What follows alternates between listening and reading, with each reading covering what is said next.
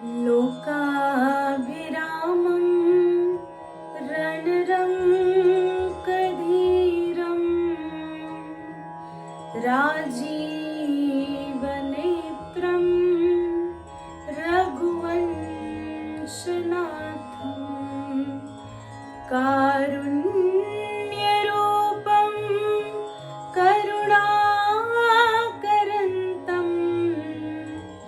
श्रीरामचन्द्रं शरणं प्रपद्ये। श्रीरामचन्द्रं शरणं प्रपद्ये। जय श्री राधे कृष्णा, जय श्री राम। आज हम बात करने वाले हैं श्री रामचरितमानस में दिए गए सर्वप्रथम बाल कांड के मंगलाचरण की। तो हमने जैसे पिछले वीडियो में बात करी थी कि 7 श्लोक दिए गए हैं इस मंगलाचरण में। सातों श्लोक बहुत ही महत्वपूर्ण है। कह सकते हैं कि ये सातों श्लोक सातों कांड का नेतृत्व करते हैं। इन श्लोकों में जिस प्रकार से वंदना की गई है, जिस प्रकार से भगवान के स्वरूपों को दर्शाया गया है, हम समझ सकते हैं कि हमारी सनातन संस्कृति कितनी महत्वपूर्ण है। सबसे पहला श्लोक है वर्णानाम अर्थ संघानाम रसानाम छंदसामपि मंगलानाम च कर्तारौ वंदे वाणी विनायको। सबसे पहला जो वंदन किया गया है वो है भगवान श्री गणेश जी को। वर्णानाम अर्थ संघानाम रसानाम छंदसामपि, हर वर्ण, हर अक्षर, हर रस, हर छंद, हर चौपाई जिनसे शुरू होती है, जिनके आशीर्वाद से शुरू होती है, ऐसे गणेश जी जो मंगल करता है, साथ में वाणी की देवी सरस्वती जी, दोनों को वंदन करते हैं। और यहाँ हम देखते हैं कि रामचरितमानस की शुरुआत होती है जिसमें सबसे पहला श्लोक आता है वर्णा नाम अर्थ संघा नाम, जिसका सबसे पहला शब्द है वर्ण। और रामचरितमानस का सबसे आखिरी शब्द है मानवाहा। तो अगर हम एक सिंपल सी भाषा में समझे तो इस पूरे रामचरितमानस में मनुष्य को कैसे जीवन जीना चाहिए उसके बारे में वर्णन किया गया है। जैसे भगवान श्री राम का अवतार ही हमें ये सिखाने के लिए हुआ है कि हमें कैसे जीवन जीना चाहिए। हमारे भगवान कितने दयालु है कि वो हमें सिखाने के लिए इस तरीके से अवतार लेते हैं। वरना भगवान, वो तो भगवान है, उन्हें तो चुटकी बजाते ही वो जो चाहे वो कर सकते हैं। लेकिन नहीं, वो अवतार लेते हैं। वो अवतार लेकर के धीरज सिखाते हैं, त्याग सिखाते हैं, सहनशीलता सिखाते हैं कि किस तरीके से अपने मन पर काबू रखा जाए, सिखाते हैं कि किस तरीके से जीवन की परीक्षाओं के साथ डील की जाए। क्योंकि कष्ट अगर कोई कहे, जैसे हमारे जीवन में कभी कोई कष्ट आता है तो हम कहते हैं ना, भगवान तुम्हें मैं ही मिला था।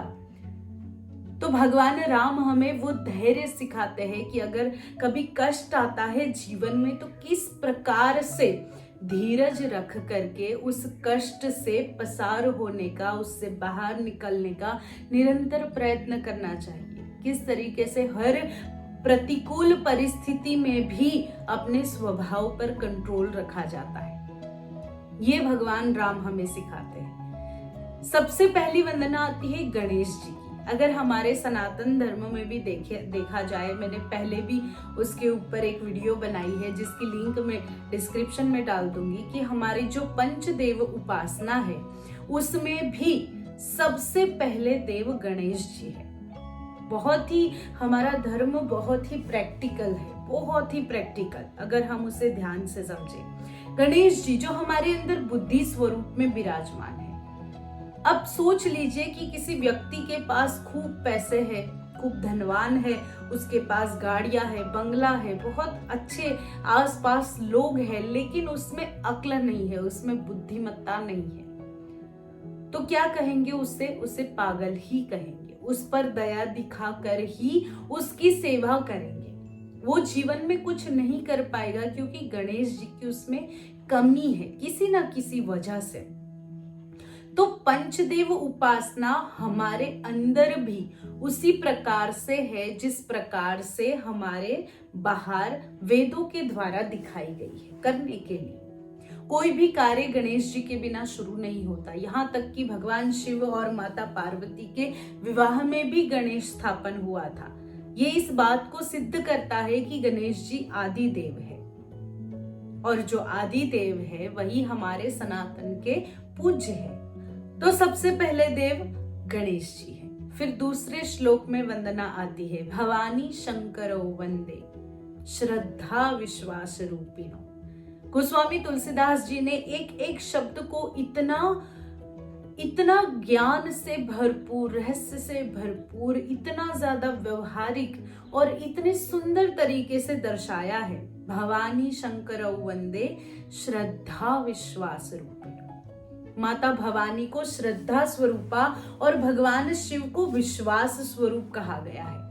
किसी भी व्यक्ति के ऊपर जब आपको श्रद्धा होती है तभी विश्वास आता है, और विश्वास होता है तभी श्रद्धा होती है। ये दोनों एक दूसरे के पूरक है। जैसे अर्धनारीश्वर, भगवान के अर्धनारीश्वर स्वरूप को तो हम जानते ही है, श्रद्धा विश्वास रूपिणो। भगवान के ऊपर कई लोग कहते हैं हमें भगवान पर पूरा भरोसा है। भगवान पर पूरा भरोसा होने के बाद भी जब अगर किसी काम को भगवान पर छोड़ने की बात आती है तो वो श्रद्धा कहाँ चली जाती है कि हो जाएगा।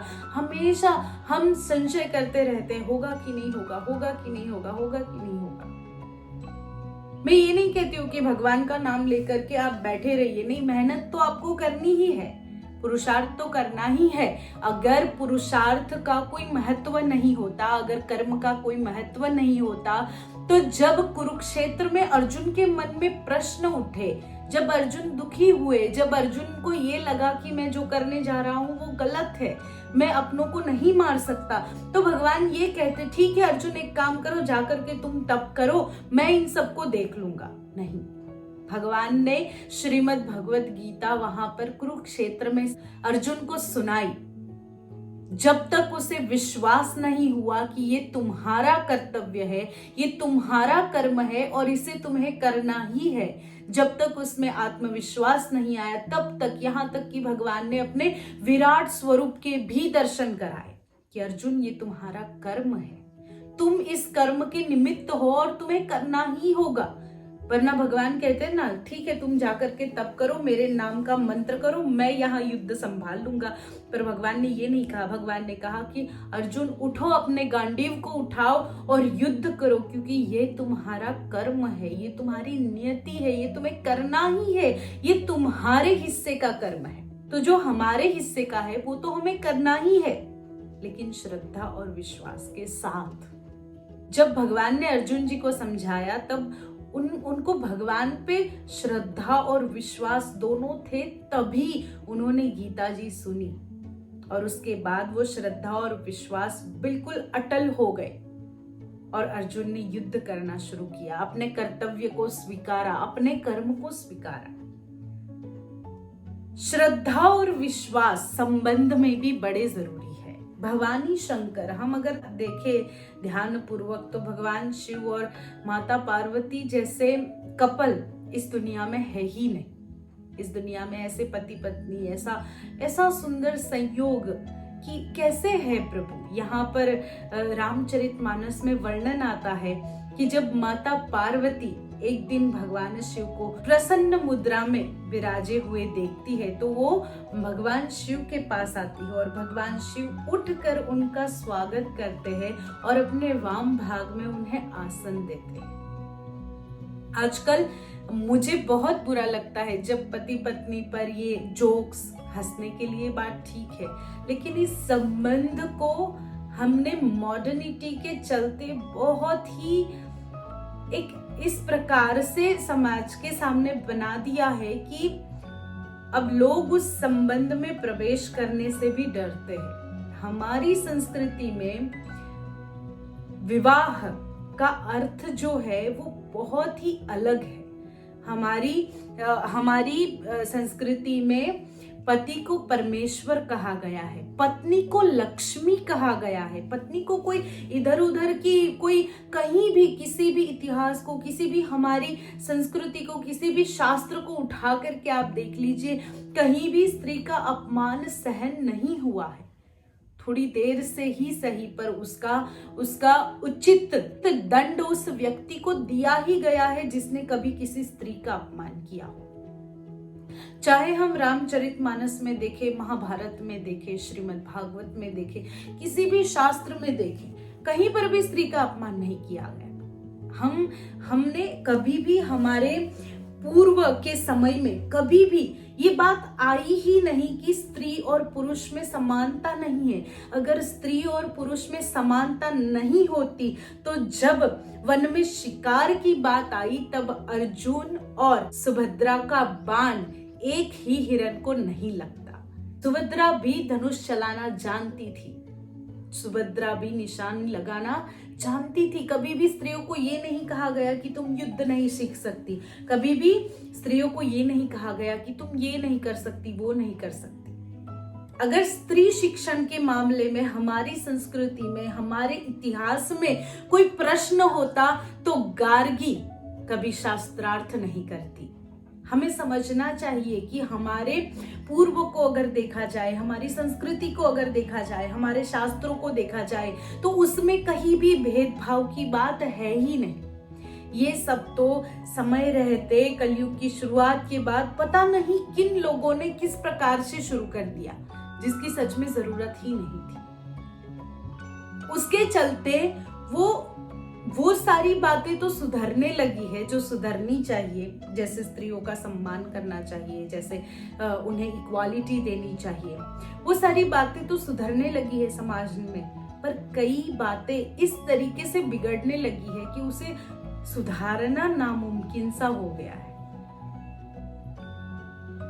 कभी भी कोई व्यक्ति अगर ये कहे कि हमें तो आपकी कन्या से विवाह करने के लिए इतना दहेज चाहिए, हमारी किसी भी संस्कृति की किसी भी कथा में, हमारी किसी भी देवी के अवतार में, हमारे यहाँ किसी भी राजा की बेटी के विवाह में कभी किसी राजकुमार के पिता ने या फिर कभी किसी परमात्मा के स्वरूप ने, जिन्होंने अवतार लिया है, कभी भी ये मांग नहीं रखी कि हमें दहेज चाहिए।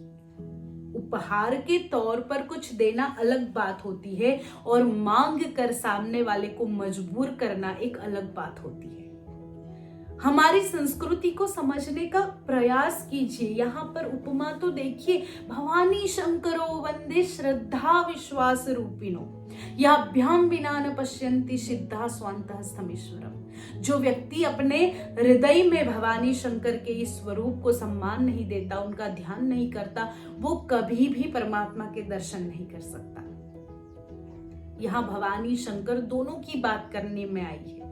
कहीं पर भी आजकल हम देखते हैं कि क्या क्या लोग बोलते हैं कि स्त्रियों का दिमाग नहीं है, घुटने में है, या फिर स्त्रियों में अकल नहीं होती है, या फिर स्त्रियां अपने पेट में कोई बात छुपा कर नहीं रखती है। तुम्हें पता है कि अगर कभी पति पत्नी के बीच झगड़ा हो जाए या फिर घर में किसी ने कुछ कह दिया हो, तो वो स्त्री अपने उस दुख को अपने पेट में सालों तक दबाकर रह सकती है। कहीं संबंध ना बिगड़ जाए, कहीं समाज में कुछ गलत नाम ना हो जाए, हमारी इज्जत खराब ना हो जाए, इसके चलते स्त्रियां बहुत सारे कॉम्प्रोमाइजेस करती है। तो हाँ ठीक है, मैं तो दोनों के पक्ष में हमेशा बात करती हूँ। मैं कभी भी ये नहीं कहती कि पुरुष कम है और स्त्री ज्यादा है। नहीं, ये कोई स्त्री पुरुष की बात ही नहीं है। यहाँ पे असल में हमने जो बात है उसको घुमा दिया है कि जब आप खुद सम्मान को एक्सपेक्ट करते हो सामने वाले से, तो आप सामने वाले को सम्मान देने की हिम्मत भी रखो। बात ये है, बात स्त्री या पुरुष की नहीं है। फेमिनिज्म का मतलब ये नहीं है कि सिर्फ स्त्री की बात हो रही है, दोनों की बात हो रही है। दोनों को इक्वालिटी मिलनी चाहिए, दोनों के लिए होना चाहिए। समाज में समानता होनी चाहिए, संसार में समानता होनी चाहिए। बड़ों को छोटों की बात और छोटों को बड़ों की बात समझनी चाहिए। अपने घर की स्त्री को सम्मान देंगे तो बाहर की स्त्री को सम्मान दे पाएंगी। कभी भी किसी भी, अरे हमारे धर्म में तो किसी भी व्यक्ति को दुखी करना सबसे बड़ा पाप माना गया है। किसी भी जीव को दुखी करना सबसे बड़ा पाप माना गया है, चाहे वो हाथी हो, चींटी हो, इंसान हो, मछली हो या कुछ भी हो। किसी भी जीव को दुखी करना हमारी संस्कृति में पाप बताया गया है। हम कईयों के दिल दुखाते हैं, हम न जाने कितने जीवों की हत्या करके मांसाहार करते हैं। अरे भगवान की सुंदर सृष्टि में इतना सुंदर भोजन है, उसे छोड़ करके हमें मांस खाना है। लेकिन समझने की कोशिश कीजिए, स्वाद मांस का नहीं है, स्वाद तो उसमें पड़े मसालों का है। तो आप सब्जियों में वो मसाला डाल के सब्जियां भी बहुत अच्छी बना सकते हैं। जरूरत नहीं है कोई भी मांसाहार करने की। किसी भी जीव को दुखी करना हमारी संस्कृति में पाप बताया गया है। तो सोचिए, हम दिन में सुबह से लेके शाम तक न जाने कितने जीवों को दुखी करते हैं। कभी किसी के बारे में लिखने से पहले कुछ नहीं सोचते, बोलने से पहले कुछ नहीं सोचते। मैं कहती हूँ जो भी आप सामने वाले को कहना चाहते हो, इवन आप अगर उसे किसी भी कोई भी उपमा देना चाहते हो, तो उस उपमा देने से पहले खुद सोचिए कि अगर ये उपमा वो या फिर कोई भी मुझे देगा तो मुझे कैसा लगेगा। ये सोचिए और उसके बाद सामने वाले के बारे में कुछ भी बोलिए। और मैं तो, ये तो हुई उपमा देने और किसी को जज करने की बात, लेकिन फिर भी मैं तो कहूंगी कि क्यों दूसरों को उपमा देने में और ये सब करने में हम टाइम वेस्ट करें। हमारे पास और भी करने को बहुत कुछ है। जैसे कि हम बात कर रहे थे, भवानी शंकरो वंदे श्रद्धा विश्वास रूपिणो। परमात्मा में भी अगर श्रद्धा है तो विश्वास होगा ही, अगर विश्वास है तो श्रद्धा होगी ही। उसी प्रकार से किसी संबंध में किसी व्यक्ति से भी विश्वास होगा तो श्रद्धा होगी, और श्रद्धा होगी तो विश्वास होगा। तो ये दोनों एक दूसरे के पूरक है, ऐसा हम कह सकते हैं। और आज हमने गणेश जी की वंदना की, भगवान शिव और माता पार्वती की वंदना की। आगे की चर्चा हम मंगलवार को करेंगे। तब तक आप सब अपना ध्यान रखिए और मुझे आशा है कि आपको ये कथानक पसंद आ रहा होगा। अगर आपका कोई प्रश्न है तो आप मुझे कमेंट में पूछ सकते हैं, मैं पूरा प्रयत्न करूंगी उसका उत्तर देने का। जय श्री राधे कृष्णा, जय श्री राम।